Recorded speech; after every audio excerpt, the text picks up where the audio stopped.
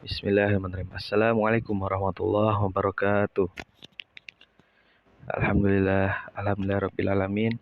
Wa bihi nasta'in ala umur dunya waddin. Wassalatu wassalamu ala asrafil anbiya'i wal mursalin wa ala alihi wa sahbihi ajma'in, amma ba'du. Yang saya hormati Dr. Ahmad Alim LCMA sebagai dosen Ulumul Quran. Saya Yusra Ginari Sadewa ingin membuat video presentasi tentang rekap materi Ulumul Quran sebagai tugas ujian tengah semester. Dan langsung saja kita ke poin-poin pembahasan. Yang pertama ada Al-Quran sebagai kitab Allah. Lalu yang kedua asbabun nuzul. Yang ketiga nasikh dan mansukh. Yang keempat ayat muhkamat dan mutasyabihat. Yang kelima permisalan dalam Al-Quran. Serta yang terakhir ijazul Quran. Masuk ke materi yang pertama, yaitu Al-Quran Kitab Wahyu. Al-Quran merupakan kalamullah atau kalam dari Allah. Al-Quran bukanlah produk manusia maupun produk budaya ataupun juga makhluk. Pondasi dasar yang wajib diketahui oleh mahasiswa adalah memahaminya secara komprehensif ataupun luas dan tidak secara parsial berhubungan. Mengenal konsep Al-Quran dalam pandangan Islam itu merupakan suatu yang hal transenden atau di luar nalar. Kita lanjut ke sejarah. Dari abad ke-8 hingga saat ini, tidak ada satupun Rasul yang diutus oleh Allah setelah Nabi Muhammad SAW. Maka untuk memahami fenomena wahyu dari Allah, kita pun hanya bisa merujuk dari laporan-laporan asli yang bersumber dari hadis Rasulullah atau segala sesuatu yang bersumber dari Nabi. Karena Nabi Muhammad merupakan Nabi terakhir yang diutus dan Al-Quran juga sebagai kitab terakhir yang paling sempurna dan menyempurnakan kitab-kitab sebelumnya, yaitu Injil, Taurat, dan Zabur. Selanjutnya adalah Al-Quran adalah kitab yang tanzil, baik lafaz maupun maknanya. Adapun pengertian tanzil di sini yaitu turun sedikit demi sedikit, bertahap sesuai dengan kondisi dan kejadian pada saat itu. Jadi, Al-Quran itu diturunkan, wahyu yang diturunkan. Ini juga tertulis dalam Quran Surat Al-Qadr ayat ke-1 dan Quran Surat As-Sajdah ayat ke-2. Jadi bukan produk bumi yang telah banyak diklaim oleh orang-orang liberal ataupun orientalis yang tidak suka dengan keaslian Al-Quran. Selanjutnya, tantangan di era modern. Seperti yang disebutkan tadi, banyak orang-orang liberal ataupun orientalis yang tidak suka dengan keaslian Al-Quran. Maka ada kejadian pada abad ke-15, sangat banyak munculnya studi Quran oleh para orientalis yang akhirnya berpengaruh terhadap para sarjana dari kalangan muslim di Indonesia pada saat itu. Namun, para orientalis tersebut mempelajari Al-Quran itu dengan tujuan yang buruk, yaitu untuk merusak sistem inti Al-Quran dan hadis, karena sejatinya mereka hanya menyamar menjadi orang Islam dan di hati mereka tetaplah seorang kafir, atau bisa juga disebut sebagai munafik. Dan tujuan mereka pun berhasil. Banyak para pelajar tafsir Quran pada masa itu yang terpengaruh oleh kitab yang ditulis oleh para orientalis tersebut. Bahkan hingga sekarang kitab-kitab itu masih ada. Lalu kita lanjut ke materi selanjutnya, yaitu asbabun nuzul. Urgensi asbabun nuzul. Para ulama, khalaf maupun salaf sepakat tentang pentingnya sepengetahuan asbabun nuzul dalam mengetahui dan memahami Al-Quran. Sebab turunnya suatu ayat menjadi pertimbangan penting ketika menafsirkan suatu ayat atau hukum satu kasus dalam ayat tersebut. Adapun di sini definisi asbabun nuzul ialah secara bahasa. Asbabun nuzul terdiri dari dua kata jamak, yaitu asbabu dan an-nuzul, yang merupakan bentuk jamak dari sabab. Sedangkan secara terminologi, menurut Muhammad Abdul Azim Az-Zarqani dalam kitabnya Manahil Al-Irfan, asbabun nuzul merupakan suatu ayat yang diturunkan dengan berkenaan suatu kejadian atau peristiwa sebagai keterangan hukum pada hari kejadian. Jadi dapat disimpulkan, asbabun nuzul itu adalah suatu ayat yang turun untuk menyelesaikan suatu permasalahan yang ada atau suatu kasus. Lalu selanjutnya, di sini adalah contoh asbabun nuzul. Ada dalam surat Al-Ikhlas ayat 1 sampai 4. Bismillahirrahmanirrahim. Qul huwallahu ahad, Allahus samad, lam yalid wa lam yulad wa lam yakul lahu kufuwan ahad. Artinya, katakanlah Muhammad, dialah Allah yang Maha Esa. Allah tempat meminta segala sesuatu. Allah tidak beranak dan tidak pula diperanakan, dan tidak ada sesuatu yang setara dengan Dia. Ibnu Katsir mengutip riwayat Imam Ahmad dari Ubay bin Ka'ab mengenai asbabun nuzul surat Al-Ikhlas, bahwa ada orang-orang musyrik yang berkata kepada Nabi Shallallahu Alaihi Wasallam, "Hai Muhammad, gambarkanlah kepada kami tentang Tuhanmu." Maka Allah menurunkan surat Al-Ikhlas supaya para orang musyrik itu dapat mengetahui bagaimana gambaran tentang Allah Subhanahu wa taala. Riwayat lain menyebutkan ada orang Baduy yang datang kepada Rasulullah Shallallahu alaihi wasallam. Ia bertanya, "Gambarkanlah kepada kami tentang Tuhanmu." Lantas turunlah surat ini, yaitu surat Al-Ikhlas. Dan kita lanjut kepada manfaat mempelajari asbabun nuzul. Yang pertama yaitu dapat membantu seseorang dalam memahami kandungan ayat Al-Quran dan juga menghindarkan kesulitan yang ada dalam ayat. Yang kedua, memberikan pemahaman yang tepat bahwa hukum yang dibawa oleh adalah khusus untuk memberi penyelesaian peristiwa atau pertanyaan yang menjadi sebab turunnya ayat tersebut. Yang ketiga, membantu memudahkan penghafalan dan pemahaman serta melekatkan ayat-ayat yang bersangkutan dalam hati orang-orang yang mendengarnya bila ayat tersebut dibacakan. Serta yang terakhir adalah dapat mengetahui hikmah atau ilmu Allah dengan yakin mengenai segala hal yang disyariatkan melalui ayat-ayat yang sudah diturunkannya.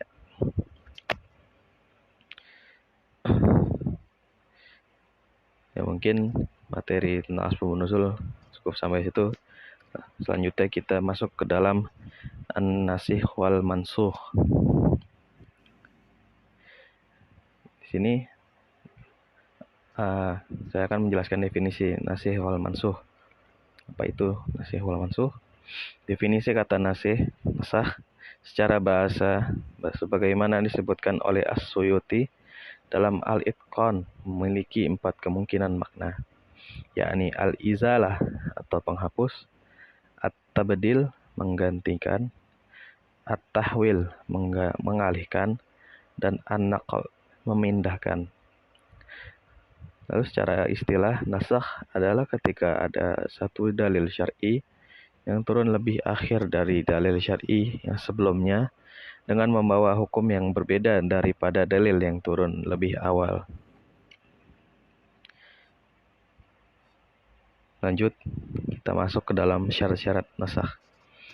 Syarat-syarat nasakh itu ada 4. Yang pertama adalah riwayat yang jelas dari Nabi maupun sahabat. Ada 3 riwayat yang jelas dari Nabi maupun sahabat. Lalu yang kedua, ijma atau konsensus umat terkait mana yang nasikh dan mansukh. Lalu yang ketiga, terakhir, ada riwayat sejarah yang valid yang menunjukkan mana ayat yang turun di akhir. Lanjut. Sini ada syarat-syarat nasakh. Hukum yang dihapuskan adalah hukum syara'. Yang kedua, dalil yang menghapuskan hukum yang lama itu mestilah hukum syara' yang datang kemudian selepas hukum yang ingin dimansuhkan. Yang terakhir ada perkara yang dimansuhkan hukumnya mestilah tidak terikat pada masa-masa tertentu.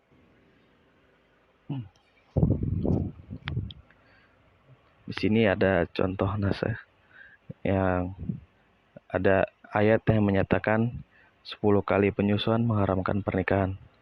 Aisyah berkata, kana fi ma unzila minal Qur'an asyru rada'atim ma'lumat yuharramna thumma nasikhna bi khamsi ma'lumatin fatuwaffaya Rasulullah sallallahu alaihi wasallam wa hunna fi ma yuqra'u minal Qur'an. Dahulu di dalam apa yang telah diturunkan di antara Al-Qur'an adalah 10 kali penyusuan yang diketahui mengharamkan. Kemudian itu dinasakh atau dihapuskan dengan 5 kali penyusuan yang diketahui. Kemudian Rasulullah Shallallahu Alaihi Wasallam wafat dan itu termasuk yang dibaca di antara Al-Quran. Hadis riwayat Muslim nomor 1452. Makna perkataan Aisyah dan itu termasuk yang dibaca di antara Al-Quran adalah yaitu dibaca hukumnya namun lafaznya tidak, atau orang yang belum kesampaian nasakh bacanya tapi masih tetap membacanya. Lalu ini adalah hikmah adanya nasakh dalam Al-Quran. Yang pertama yaitu memelihara kepentingan hamba. Lalu yang kedua, perkembangan tasyri' menuju tingkat sempurna sesuai dengan perkembangan dakwah kondisi umat. Yang ketiga, ada cobaan dan ujian bagi mukallaf untuk mengikutinya atau tidak. Dan yang keempat, terakhir, menghendaki kebaikan dan kemudahan bagi umat. Sebab jika nasikh itu beralih ke hal yang lebih berat, maka di dalamnya terdapat tambahan pahala. Dan jika beralih ke hal yang lebih ringan, maka ia mengandung kemudahan dan juga keringanan. Mungkin sampai situ pembahasan tentang nasakh dan mansukh. Lalu lanjut ke materi yang selanjutnya yaitu ayat muhkamat dan mutasyabih. Ayat muhkamat dan mutasyabih itu ada definisi yaitu muhkam berasal dari kata yang berarti memutuskan dua hal. Makna menurut istilah muhkam artinya suatu ungkapan yang maksud atau makna lahirnya tidak mungkin diganti ataupun diubah.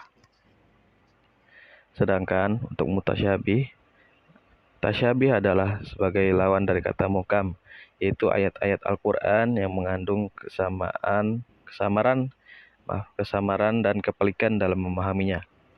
Allah menurunkan ayat-ayat mutasyabihat untuk menunjukkan kebenarannya dan menunjukkan kepada manusia untuk berpikir dan mengungkap rahasianya. Lanjut. Berikut adalah amalan-amalan untuk mencapai mutasyabih. Ilmu yang mendarah daging ataupun dalam istilah balung sumsum. Itu pilarnya ada 4 dalam tafsir Al-Baghawi. Yaitu yang pertama ada takwa kepada Allah. Yang kedua tawadhu atau rendah diri. 3 zuhud. Dan yang keempat ada mujahadah. Selanjutnya ikut adalah contoh mutasyabih. Hakiki, yaitu apa yang tidak diketahui dengan nalar manusia. Seperti hakikat sifat-sifat Allah. Walau kita mengetahui makna dari sifat-sifat tersebut, namun kita tidak akan pernah tahu hakikat dan bentuknya. Sebagaimana firman Allah yaitu Tuhan yang Maha Pemurah, yang Maha Pemurah, yang bersemayam di atas arsy. Quran Surat Toha ayat 5. Yang selanjutnya adalah relatif, yaitu ayat-ayat yang tersamar maknanya untuk sebagian orang, tapi tidak bagi sebagian yang lain. Artinya dapat dipahami oleh orang yang mendalami ilmunya saja. Bentuk mutasyabih yang ini boleh dipertanyakan penjelasannya, karena diketahui hakikatnya.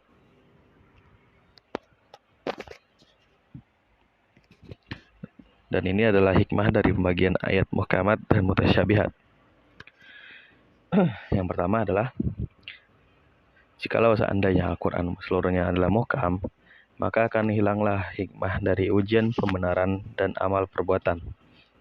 Karena maknanya sangat jelas dan tidak ada kesempatan untuk menyelewengkannya atau berpegang kepada ayat mutasyabih untuk menebarkan fitnah dan merubahnya.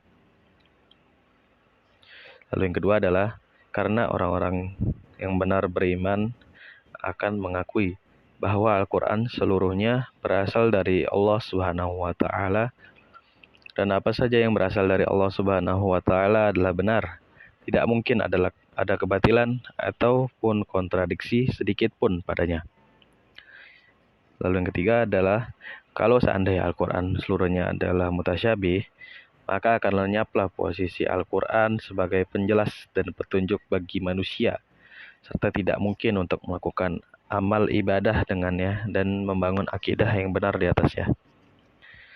Lalu yang keempat terakhir adalah, akan tetapi Allah Subhanahu wa Ta'ala dengan hikmahnya menjadikan sebagian ayat-ayat Al-Quran muhkam agar bisa dijadikan rujukan ketika terdapat makna yang tersamar, dan sebagian lagi mutasyabih sebagai ujian bagi para hamba agar terlihat jelas orang-orang yang benar-benar beriman dari orang yang di hatinya terdapat penyakit.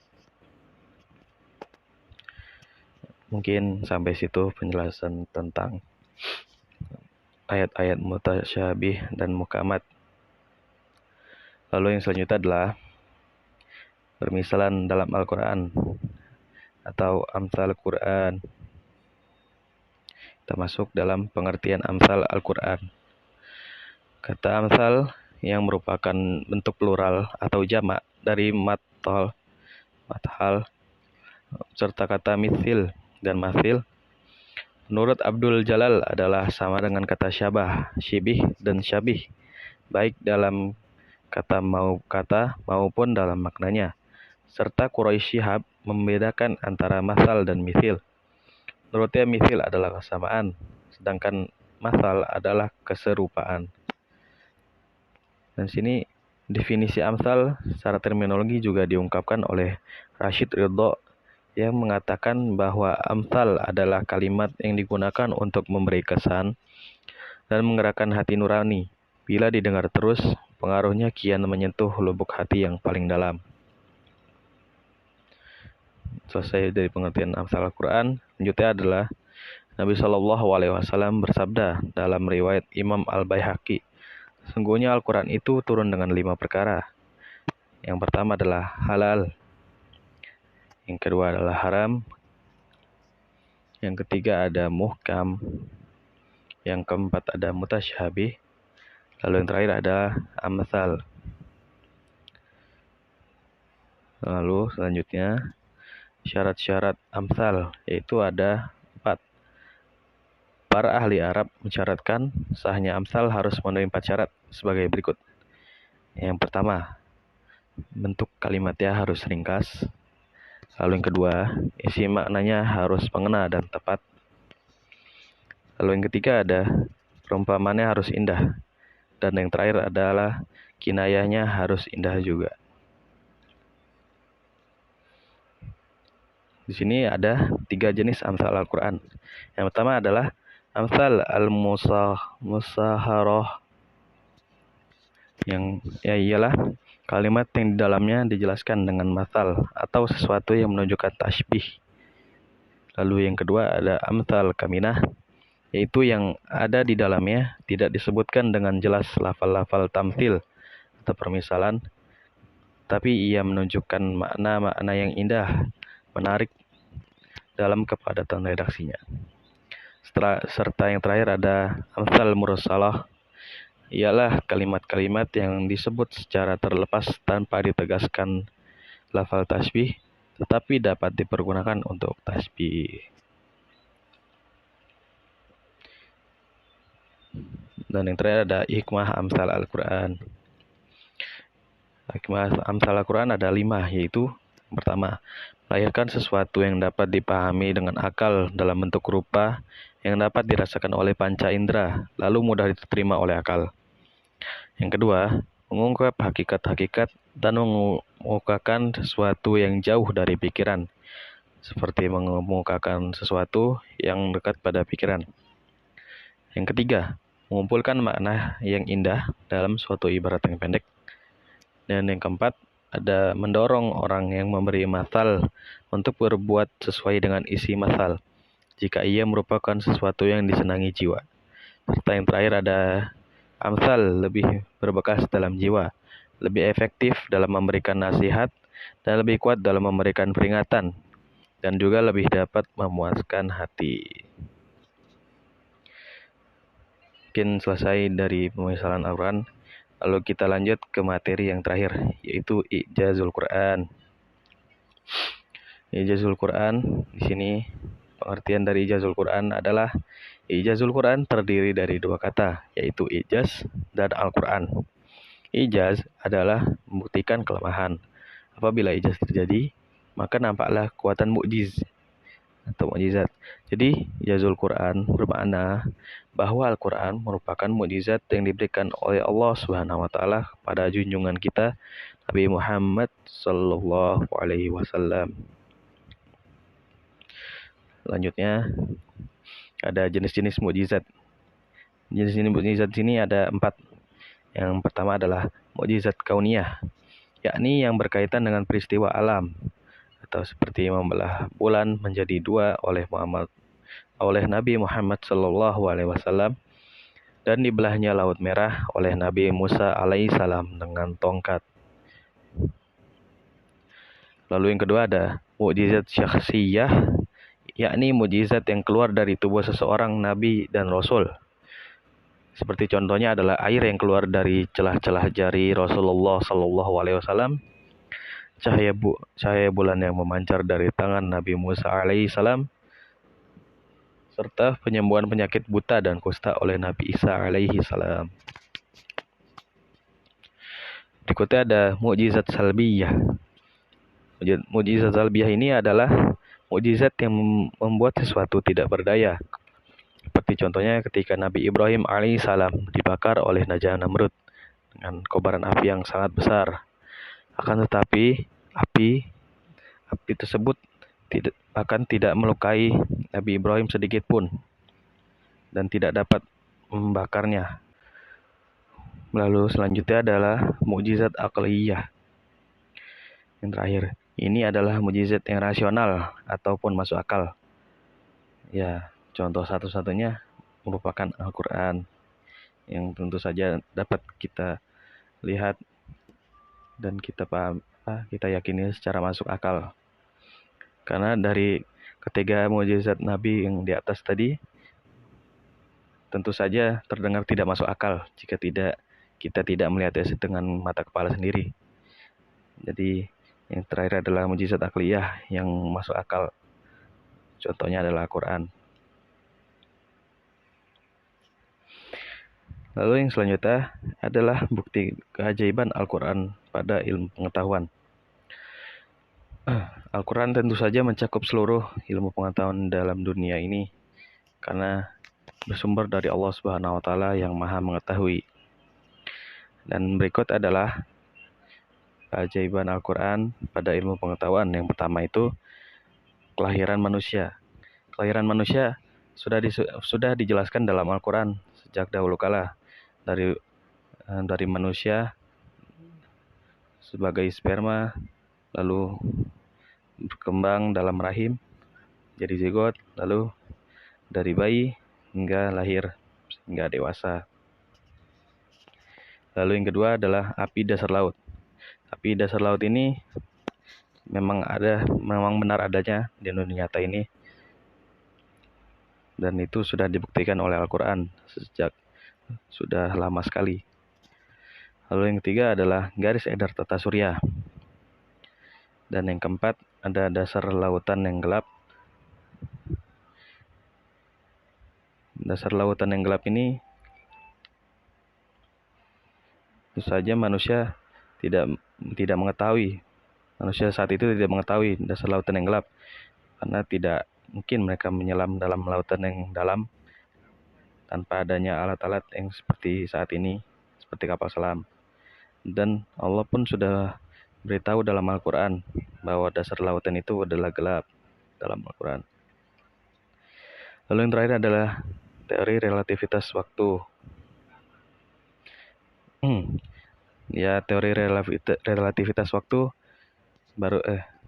baru ditemukan pada abad ke-20 oleh para ilmuwan, tapi teori ini sudah lama ada dalam Al-Quran yang disebutkan oleh Allah Subhanahu wa taala.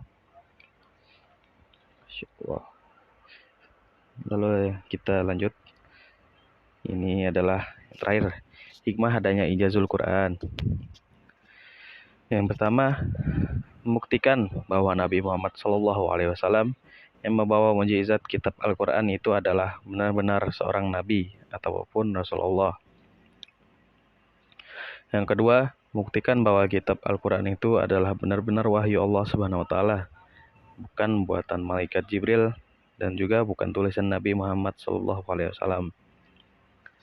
Serta yang terakhir adalah menunjukkan kelemahan mutu sastra dan balaghah bahasan manusia.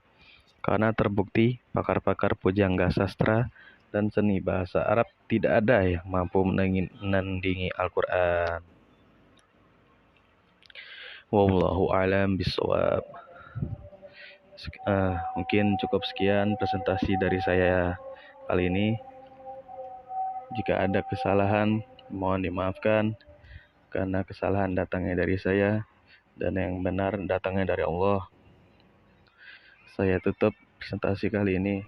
Billahi taufik wal hidayah. Wassalamualaikum warahmatullahi wabarakatuh.